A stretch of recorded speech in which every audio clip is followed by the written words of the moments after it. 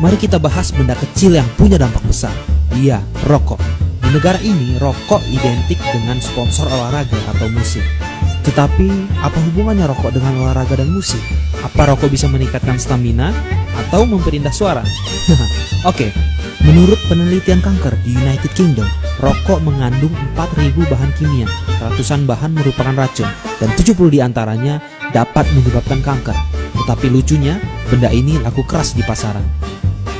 Bahkan tulisan ini sudah tidak asing lagi di mata kita. Merokok dapat menyebabkan kanker, serangan jantung, hipotensi, dan gangguan kehamilan dan janin. Tertera penyakit-penyakit yang menyeramkan. Bahkan penyakit jantung merupakan penyakit berat pembunuh nomor 1 di dunia.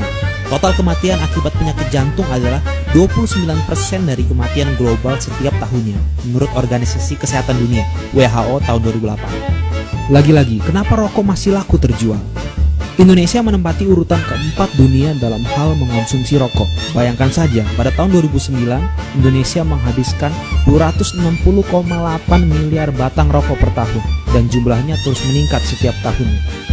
Padahal menurut Bank Dunia, 48% orang Indonesia atau 115,5 juta orang masuk dalam kategori miskin pada tahun 2012. Tetapi sepertinya tidak ada kata miskin untuk membeli rokok. Mari kita coba hitung. Jika perokok mengkonsumsi rokok rata-rata 11 batang per hari, maka per bulan adalah 330 batang. Jika harga rokok Rp500, maka biaya per bulan adalah Rp165.000 dan Rp1.880.000 untuk per tahunnya. Diperkirakan tahun 2010, pengeluaran masyarakat Indonesia untuk membeli rokok adalah Rp138 triliun. Iya, Rp138 triliun sepertinya terbakar percuma setiap tahunnya. Hasil survei riset kesehatan dasar 2010 menyatakan ada 58,58 juta perokok aktif di Indonesia. Jumlah perokok pasif tentunya jauh lebih besar, yaitu 92 juta orang. Padahal kita tahu bahwa perokok pasif akibatnya lebih berbahaya dibandingkan perokok aktif. Bahkan bahaya yang harus ditanggung perokok pasif 3 kali lipat dari bahaya perokok aktif. Ikatan Ahli Kesehatan Masyarakat Indonesia menyatakan sebanyak 25% zat berbahaya yang terkandung dalam rokok masuk ke tubuh perokok, sedangkan 75%-nya beredar di udara bebas yang beresiko masuk ke tubuh orang di sekelilingnya. Dan korban paling banyak adalah anak-anak dan balita umur 0-14 tahun. Banyak yang berpendapat bahwa rokok menguntungkan bagi negara, khususnya dari pemberlakuan cukai. Ya, benar. Negara kita mendapatkan 60 triliun dari cukai pada tahun 2010. Tapi, apakah ini sebanding dengan kerugian yang ditimbulkan dari rokok? Mari kita coba hitung. Tahun 2010 diperkirakan ada 6 juta orang meninggal di seluruh dunia akibat penyakit terkait tembakau. Di antaranya 190.260 orang di Indonesia. Dari 190.260 nyawa yang hilang tersebut, dapat dihitung kerugiannya dari tahun produktif yang hilang. Bila dihitung dari kehilangan pendapatan per kapita, maka biaya yang hilang adalah 105,3 triliun. Diperkirakan tahun 2010, pengeluaran atau hilangnya uang masyarakat untuk membeli rokok adalah 138 triliun. Biaya rawat inap dari penyakit akibat tembakau adalah 1,85 triliun.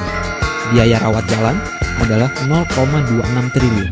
Sehingga total kerugiannya adalah 245,41 triliun. Jauh berbeda dari cukai tahun 2010, yaitu 60 triliun. Jika membicarakan rokok, pasti terkait dengan petani tembakau. Pertanyaannya adalah, apakah petani tembakau sejahtera? Buktinya, hingga saat ini, kita sering mendengar di berbagai media bahwa kesejahteraan petani tembakau tak kunjung membaik. Indonesia memang pengekspor tembakau, tapi tahukah Anda Indonesia juga mengimpor tembakau? Pada tahun 2010, Indonesia mengekspor daun tembakau dengan nilai 195,633 juta US dollar.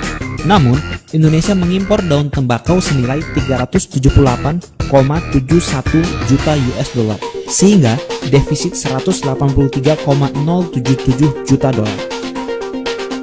Pangsa pasar rokok Indonesia didominasi oleh 3 perusahaan besar. Bahkan, 37% rokok sebenarnya dikuasai oleh pihak asing.